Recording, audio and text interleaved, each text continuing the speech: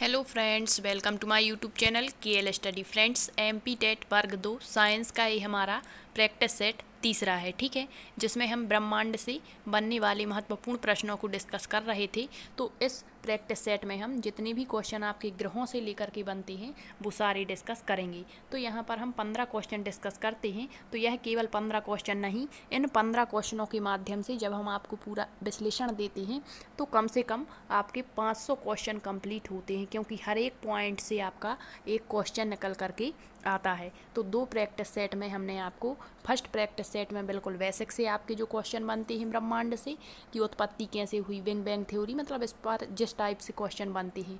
फिर सेकंड में हमने सेकंड प्रैक्टिस सेट में सूर्य से जितने भी क्वेश्चन बन सकते थे, ठीक है। तो ये आप पहले पूरा टॉपिक देखिए ब्रह्मांड वाला, उसकी लगभग 14-15 क्लासें हैं। तो आप यदि वो देख लेते हैं तो फिर आप किसी भी क्वेश्चन का आंसर आसानी से लगा पाएंगे, ठीक है। तो यहाँ पर हमारे 30 क्वेश्चन हो चुके थे।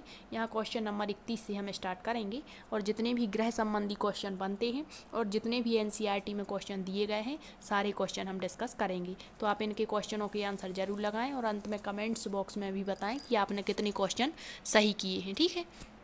तो फर्स्ट क्वेश्चन यहाँ पर मतलब क्वेश्चन नंबर 31 दिया गया है कि वर्तमान में सौर मंडल में ग्रहों की संख्या कितनी है। मतलब बेसिक से हम क्वेश्चन लेते हैं और आपके हाई लेवल तक के क्वेश्चन यहाँ पर करवाने का प्रयत्न करते हैं। तो वर्तमान में यदि आपसे पूछ ले कि सौर मंडल में ग्रहों की संख्या कितनी है तो इसका जो राइट आंसर है वो हो जाएगा आपका ऑप्शन नंबर ए 8। कितने हैं वर्तमान में ग्रह? 8 हैं।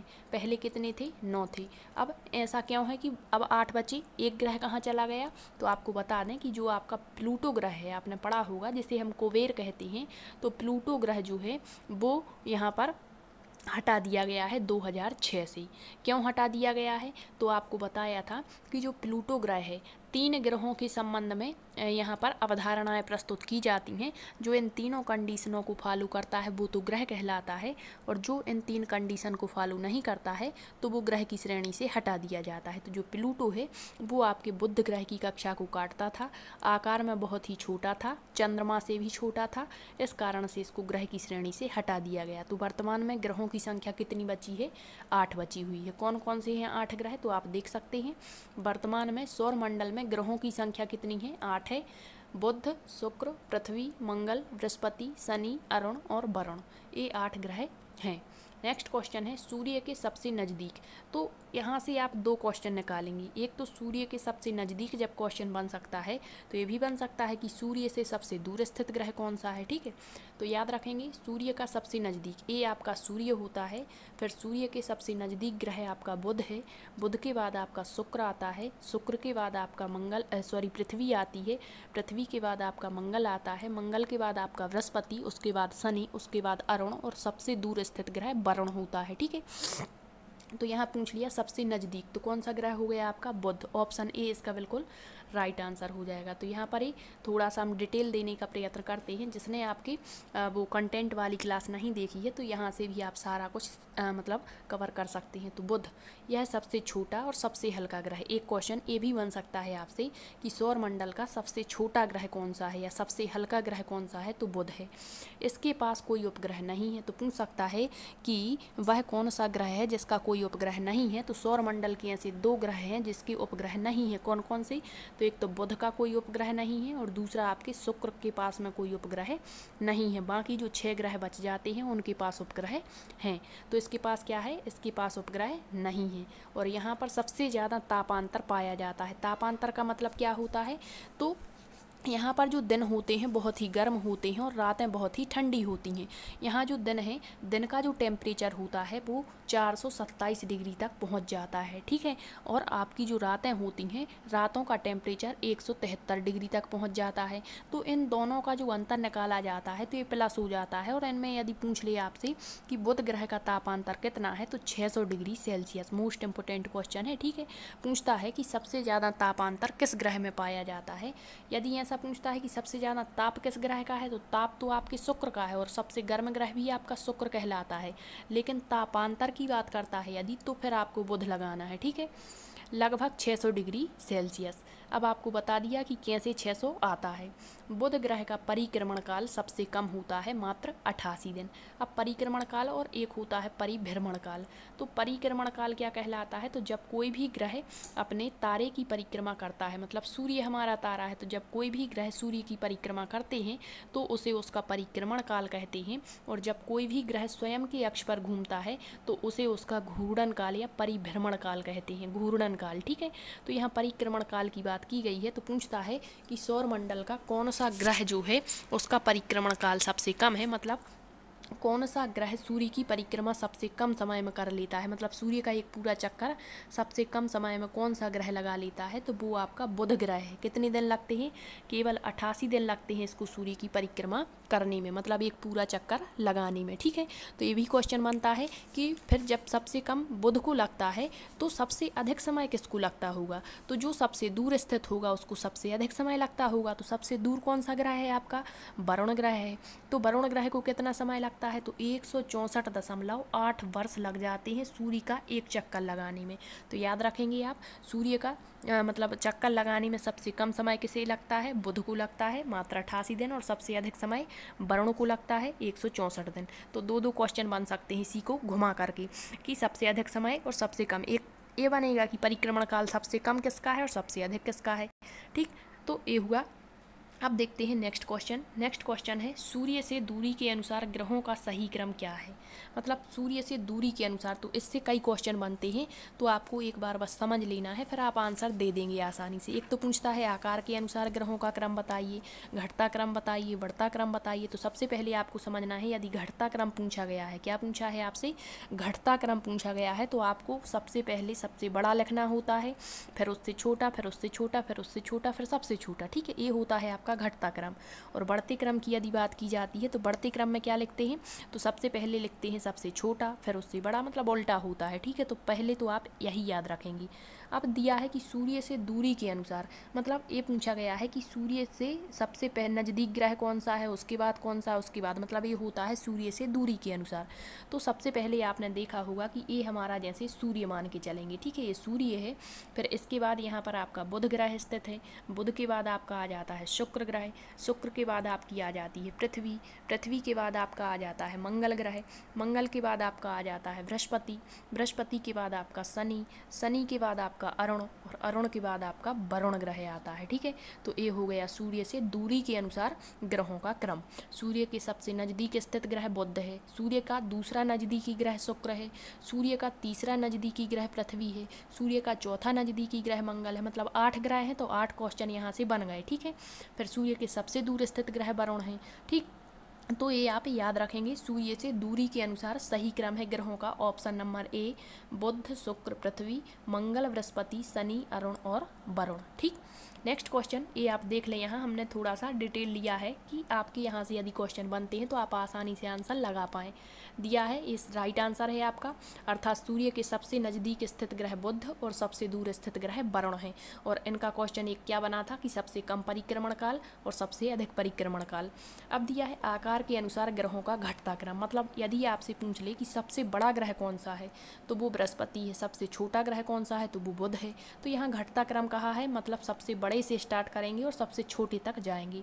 तो आकार में सबसे बड़ा ग्रह कौन सा है, बृहस्पति, दूसरे नंबर का ग्रह कौन सा है, शनि, इसके बाद बड़ा ग्रह अरुण, उसके बाद वरुण, पृथ्वी, शुक्र, मंगल और बुध, सबसे छोटा है बुध। तो यहाँ पर क्वेश्चन बनता है इस तरीके से कि जो पृथ्वी है वो आकार के अनुसार कौन सा ग्रह है, तो आकार के अनुसार 5वां बड़ा ग्रह है पृथ्वी। किसके अनुसार, आकार के अनुसार। तो ये भी आपको याद रखना है, ये आकार के अनुसार दिया गया है। सबसे बड़ा सौरमंडल का ग्रह है बृहस्पति और सबसे छोटा है बुध। नेक्स्ट है घनत्व के अनुसार बढ़ता क्रम, बढ़ता दिया है, मतलब सबसे पहले सबसे छोटा लिखेंगे, फिर उसके बाद सबसे बड़ा लिखेंगे। ठीक है, तो घनत्व के अनुसार ग्रहों का क्रम शनि, अरुण, बृहस्पति, वरुण, मंगल और शुक्र। नेक्स्ट है सूर्य से दूरी के अनुसार ग्रहों का क्रम, ये हमने अभी देख लिया है। तो इतना आपको याद रखना है। नेक्स्ट क्वेश्चन है पृथ्वी के सबसे नज़दीक स्थित ग्रह। अभी सूर्य का पूछा था, यहाँ अच्छे से क्वेश्चन पढ़ना आप, जल्दी जल्दी में आप बुध लगा सकते हैं। यहाँ पृथ्वी का पूछा है कि पृथ्वी के सबसे नज़दीक स्थित ग्रह कौन सा है, तो आपका ये बुध होता है। बुध के बाद आपका शुक्र होता है, शुक्र के बाद आपकी पृथ्वी होती है, पृथ्वी के बाद आपका मंगल ग्रह आता है। तो पूछा है पृथ्वी के सबसे नज़दीक। अब आप यहाँ कन्फ्यूज हो जाएंगे कि शुक्र है सबसे नज़दीक या मंगल है। तो आपको बता दें कि जो पृथ्वी है, पृथ्वी का सबसे नज़दीकी ग्रह है शुक्र। कौन सा है? शुक्र। दूसरा नज़दीकी ग्रह है मंगल, तीसरा नज़दीकी ग्रह बुध। तो इस तरीके से आपको पढ़ना है, शुक्र, मंगल, बुध, बृहस्पति, ऐसा, ठीक है। फिर शनि, अरुण और वरुण। तो पृथ्वी के सबसे नज़दीक में स्थित ग्रह कौन सा है आपका, तो वो हो जाएगा आपका शुक्र ग्रह, ठीक है। ये दिया है, यह पृथ्वी के सबसे नज़दीक स्थित ग्रह है शुक्र। पृथ्वी के नज़दीक स्थित दूसरा ग्रह है मंगल। अर्थात जो ये भी पूछता है कि पृथ्वी किन दो ग्रहों के मध्य में स्थित है, तो पृथ्वी शुक्र और आपके मंगल के बीच में स्थित है। शुक्र और मंगल के बीच में आपकी पृथ्वी स्थित है, ठीक। नेक्स्ट है सौर मंडल का सबसे बड़ा ग्रह। आ गया क्वेश्चन, कौन सा है? अभी हमने पढ़ा था बृहस्पति। सबसे छोटा ग्रह आपका कौन सा है? बुध है। तो ये दिया है कि सौर मंडल का सबसे बड़ा ग्रह बृहस्पति। अब यहाँ दिया है परिभ्रमण काल। एक क्वेश्चन तो अभी हमने आपको ये बताया कि सबसे अधिक परिक्रमण काल किसका है और सबसे कम परिक्रमण। परिक्रमण मतलब सूर्य का चक्कर लगाना। अब यहाँ दिया है परिभ्रमण। परिभ्रमण मतलब स्वयं का चक्कर लगाना। तो ये भी क्वेश्चन बनता है कि वे कौन कौन से दो ग्रह हैं जिसको स्वयं का या स्वयं की परिक्रमा करने में या स्वयं के अक्ष पर एक घूर्णन करने में सबसे कम समय लगता है और सबसे अधिक समय लगता है। तो स्वयं के अक्ष की पूरी परिक्रमा करने में सबसे कम समय लगता है बृहस्पति ग्रह को। मतलब अपने अक्ष पर एक पूरा घूर्णन करने में इसको सबसे कम समय लगता है। तो समय यदि पूछ ले तो याद रखेंगे 9 घंटे 56 मिनट का इसको समय लगता है। और जो बृहस्पति है, बृहस्पति का रंग यदि पूछ ले किस रंग का है, तो पीला रंग है। और किस कारण से है, तो सल्फर डाइऑक्साइड कारण भी आपको याद रखना है, ठीक है। तो सबसे कम समय किसको लगता है आपकी, तो सबसे कम समय लगता है स्वयं के अक्ष पर परिक्रमा करने में बृहस्पति को। कितना? 9 घंटे 56 मिनट का समय, ठीक है। अब यदि आपसे पूछ ले कि सबसे अधिक समय किसे लगता है परिक्रमा करने में, ठीक है, तो सबसे अधिक समय की यदि बात करता है तो वो लगता है शुक्र ग्रह को। कितना? तो शुक्र को लगता है 243 दिन का समय, ठीक है। तो ये दो क्वेश्चन यहाँ से फिर निकल करके आ जाती है। नेक्स्ट है पृथ्वी की जुड़वा बहन या भगनी ग्रह कौन सा कहलाता है। मतलब जिसका आकार आकृति वायुमंडल है पृथ्वी के समान, वो ग्रह कौन सा है, तो वो आपका हो जाएगा ऑप्शन नंबर बी। इसका करेक्ट आंसर हो जाएगा शुक्र ग्रह। अब इन ग्रहों के अन्य नाम पूछे जाते हैं कि शुक्र का दूसरा नाम क्या है, मंगल मतलब लाल ग्रह किसे कहते हैं, नीला ग्रह कौन सा है। तो ये क्वेश्चन बनते हैं। तो जो शुक्र ग्रह है, एक तो क्वेश्चन बनता है कि सौर मंडल का सबसे चमकीला ग्रह और सबसे गर्म ग्रह कौन सा है, तो शुक्र है, सबसे गर्म है, ठीक है। लेकिन सबसे अधिक तापांतर किसका था? बुध ग्रह का था। और जो शुक्र ग्रह है आपका, इसको सांझ का तारा, भोर का तारा, पृथ्वी के भगनी ग्रह कहा जाता है। इसका कोई भी उपग्रह नहीं है। तो अभी आपको बताया था, ना तो बुध का कोई उपग्रह है और ना ही आपके शुक्र का कोई उपग्रह है। इससे एक इम्पोर्टेंट क्वेश्चन निकल करके आता है कि वे कौन कौन से दो ग्रह हैं जो दक्षिणावर्त परिक्रमा करते हैं स्वयं के अक्ष पर। मतलब जो दक्षिणावर्त घूमते हैं अपने अक्ष पर, तो वो है आपका शुक्र। दक्षिणावर्त का मतलब पूर्व से पश्चिम की ओर परिक्रमा करते हैं। बाकी अन्य ग्रह कैसी करते हैं? पश्चिम से पूर्व की परिक्रमा। लेकिन जो आपका शुक्र है और एक आपका जो अरुण ग्रह है, ये दोनों दक्षिणावर्त गति करते हैं, मतलब पूर्व से पश्चिम की ओर घूमते हैं। तो ये भी आपको याद रखना है। नेक्स्ट क्वेश्चन, मंगल ग्रह को लाल ग्रह कहा जाता है। इसका लाल रंग होने का कारण क्या है? तो इसका जो करेक्ट आंसर है वो है आयरन ऑक्साइड। ये आपको याद रखना है। मंगल ग्रह का लाल रंग आयरन ऑक्साइड के कारण है। मंगल ग्रह के दो उपग्रह हैं, कौन कौन से हैं, तो फीबोस और डीमोस। सौर मंडल का सबसे यदि आपसे पूछ ले कि सौर मंडल का सबसे बड़ा ज्वालामुखी किस ग्रह पर स्थित है, तो एक तो मंगल ग्रह पर, उसका नाम पूछ ले तो ओलिपस में ऐसी है। और यदि पूछ ले सौर मंडल का सबसे ऊंचा पर्वत किस ग्रह पर स्थित है, तो वो भी मंगल पर है। नाम क्या है इसका, तो नेक्स्ट ओलंपिया है। इसी ग्रह पर स्थित हैं ये दोनों, ठीक है। एक क्वेश्चन तो यहाँ से ये बन जाता है कि सौर मंडल का सबसे छोटा उपग्रह कौन सा है। एक छोटा उपग्रह की बात कर रहे हैं, ठीक है। मतलब जो ग्रहों की परिक्रमा करते हैं वो उपग्रह कहलाती हैं। तो सौर मंडल का एक तो सबसे बड़ा उपग्रह पूछेगा आपसे और एक सबसे छोटा। तो सबसे छोटा यही है मंगल ग्रह का डीमोस उपग्रह, सौर मंडल का सबसे छोटा उपग्रह माना जाता है।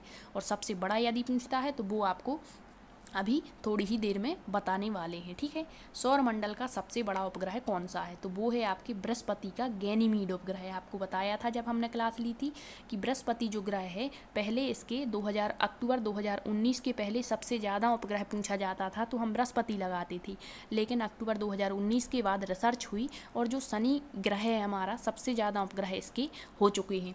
तो ये भी आपको याद रखना है कि सबसे अधिक उपग्रह किसके हैं, तो सबसे अधिक उपग्रह हैं शनि के, कितने हैं, तो 82 उपग्रह हैं, और बृहस्पति के कितने हैं, तो 79 उपग्रह हैं। लेकिन सौरमंडल का सबसे बड़ा जो उपग्रह है वो आपका गैनीमीड है, और ये किस ग्रह का है, आपके बृहस्पति ग्रह का है। और गैनीमीड को गैलोलियन उपग्रह कहा जाता है, इन्होंने इसका नाम गैनीमीड दिया था। तो ये दिया है, गैनीमीड बृहस्पति का उपग्रह है और यह सौरमंडल का सबसे बड़ा उपग्रह माना जाता है। इसे गैलीलियन उपग्रह कहा जाता है। जबकि सौरमंडल का सबसे छोटा उपग्रह कौन सा है आपका, तो मंगल ग्रह का डीमोस है। नेक्स्ट क्वेश्चन, शनि का सबसे बड़ा उपग्रह कौन सा है, तो यहाँ पर कन्फ्यूजन होता है, एक तो शनि में और एक शुक्र में।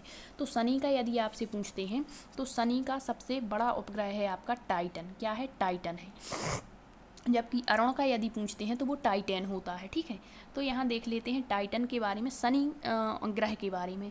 तो शनि ग्रह का सबसे बड़ा उपग्रह कौन सा है, टाइटन है, जो कि सौरमंडल का दूसरा बड़ा उपग्रह है। तो क्वेश्चन बन सकता है कि सौरमंडल का सबसे बड़ा उपग्रह है आपका गैनीमीड है बृहस्पति का, तो दूसरे नंबर का बड़ा ग्रह उपग्रह कौन सा है, तो वो आपके शनि का हो जाएगा, कौन सा, टाइटन। यह आकार में बुध ग्रह के बराबर है, मतलब जो आपके शनि ग्रह का टाइटन उपग्रह है, इसका आकार हमारे बुध ग्रह के बराबर है, आप सोच सकते हैं। और टाइटन जो उपग्रह है, इसकी खोज 1665 में डेनमार्क के खगोल शास्त्री क्रिश्चियन हाइजन ने की थी। और जो आपका शनि ग्रह है, यह आकार में दूसरा बड़ा ग्रह है। सबसे बड़ा ग्रह कौन सा है आपका, तो सबसे बड़ा आपका बृहस्पति है, और दूसरा बड़ा ग्रह कौन सा है, तो वो आपका शनि है। और इसकी प्रमुख विशेषता क्या है, बहुत इंपॉर्टेंट क्वेश्चन है, पूछता है कि वह कौन सा ग्रह है जिसके तल के चारों ओर 7 वलय पाए जाते हैं। तो 7 वलय की बात करता है, तो आपको बताना है, यहाँ वलय मिस्टेक है थोड़ा सा, वलय याद रखना, ठीक है। ये वलय क्या कहलाते हैं, तो मोटी प्रकाश वाली कुंडली जैसी संरचना दिखाई देती है, और यह जो है, जो वलय हैं, यह आकाश में पीले तारे के समान दिखाई पड़ती हैं। तो ये आपको याद रखना है, ठीक है। तो नेक्स्ट क्वेश्चन, जीवाश्म ग्रह किसे कहा जाता है, तो जीवाश्म ग्रह कहा जाता है पृथ्वी के उपग्रह चंद्रमा के लिए। तो मोस्ट इंपोर्टेंट क्वेश्चन है, इसे जीवाश्म ग्रह कहते हैं क्योंकि यहाँ पर जीवन संभव है। एक क्वेश्चन पूछ लेता है कि वह कौन सा उपग्रह है, एकमात्र उपग्रह सौरमंडल का जहाँ जीवन संभव है, तो वो है आपका चंद्रमा, जो किसका उपग्रह है, पृथ्वी का। और एक क्वेश्चन और बनता है कि प्राकृतिक उपग्रह कौन सा है, तो वो भी आपका कौन सा है, चंद्रमा ही है। तो ये दिया है, पृथ्वी का एकमात्र उपग्रह चंद्रमा है, जिसे प्राकृतिक उपग्रह या जीवाश्म ग्रह कहा जाता है। नेक्स्ट क्वेश्चन, लेटा हुआ ग्रह किस ग्रह को कहते हैं, तो लेटे हुए का मतलब क्या होता है कि जो अपने अक्ष पर सबसे ज़्यादा झुका हुआ है, तो वो है आपका अरुण ग्रह। अरुण ग्रह को लेटा हुआ ग्रह कहा जाता है। यह अपनी धुरी पर सूर्य की ओर इतना झुका हुआ है कि लेटा सा दिखाई पड़ता है, इस कारण से इसे लेटा ग्रह कहा जाता है। और अरुण ग्रह का सबसे बड़ा उपग्रह टाइटेनिया है, टाइटेनिया क्या है, टाइटेनिया। और अरुण ग्रह की खोज पूछ ले तो याद रखेंगे आप, यदि बृहस्पति और शनि की पूछता है ग्रह की खोज किसने की थी, तो गैलीलियो लगाना है। अरुण ग्रह की खोज 1781 विलियम हर्शेल के द्वारा की गई थी, और इसमें 9 वलय पाए जाते हैं। आपके शनि में कितने थे, 7। ये थोड़ा सा ही अंतर है, यहाँ पर आपको गलत नहीं करना है। जो आपका अरुण ग्रह है, इसमें 9 वलय पाए जाती हैं। 9 वलयों में से 5 वलयों के नाम दिए गए हैं, एल्फा, बीटा, गामा, डेल्टा और इप्सिलॉन। तो क्वेश्चन ये भी बन सकता है आपका कि एल्फा, बीटा, गामा, डेल्टा और इप्सिलॉन वलय हैं, यह किस ग्रह में देखने को मिलते हैं, तो आपके अरुण ग्रह में, ठीक है। नेक्स्ट क्वेश्चन है आपका, एकमात्र उपग्रह कौन, हाँ अरुण ग्रह का एक क्वेश्चन और बता दें, अभी हमने बताया था कुछ देर पहले कि जो अरुण ग्रह है यह दक्षिणावर्त गति करता है, दक्षिणावर्त घूर्णन करता है, मतलब पूर्व से पश्चिम की ओर। बाकी ग्रहों का यदि पूछता है शुक्र और अरुण को छोड़ करके, तो वो वामावर्त गति करते हैं, मतलब पश्चिम से पूर्व की तरफ। एक क्वेश्चन बन जाता है, पृथ्वी जो परिक्रमा कर रही है सूर्य की, वो किस मतलब दिशा में करती है, तो पश्चिम से पूर्व, ये याद रखेंगे। नेक्स्ट है, एकमात्र उपग्रह कौन सा है जहाँ जीवन संभव है, तो वो का है चंद्रमा, जो पृथ्वी का एकमात्र उपग्रह है। पृथ्वी का एकमात्र उपग्रह चंद्रमा है जहां जीवन संभव है। चंद्रमा के अध्ययन को क्या कहा जाता है, सेलेनोलॉजी। जैसे हर चीज़ का अध्ययन होता है, उसी तरह चंद्रमा का जहां अध्ययन किया जाता है वो सेलेनोलॉजी कहलाता है।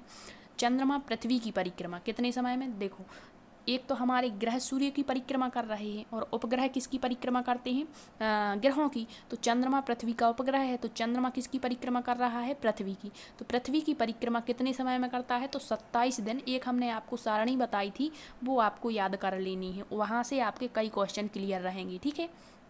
27 दिन 8 घंटे का समय लगता है चंद्रमा को पृथ्वी की परिक्रमा करने में, और इतना ही समय लगता है स्वयं के अक्ष पर घूमने में। मतलब चंद्रमा का परिक्रमण और परिभ्रमण काल दोनों बराबर होते हैं, और यही कारण माना जाता है कि चंद्रमा का हमें सदैव एक भाग दिखाई देता है, एक भाग दिखाई नहीं देता। तो आपसे क्वेश्चन पूछता है कि जो चंद्रमा है उसका सदैव हम एक ही भाग देख पाते हैं, इसका प्रमुख कारण क्या है। तो इसका कारण है कि जो चंद्रमा है उसको पृथ्वी की परिक्रमा और स्वयं के अक्ष की परिक्रमा करने में बराबर का समय लगता है। और हम जो है पृथ्वी से चंद्रमा का केवल 57, कहीं कहीं आपको 59 देखने को मिल जाएगा।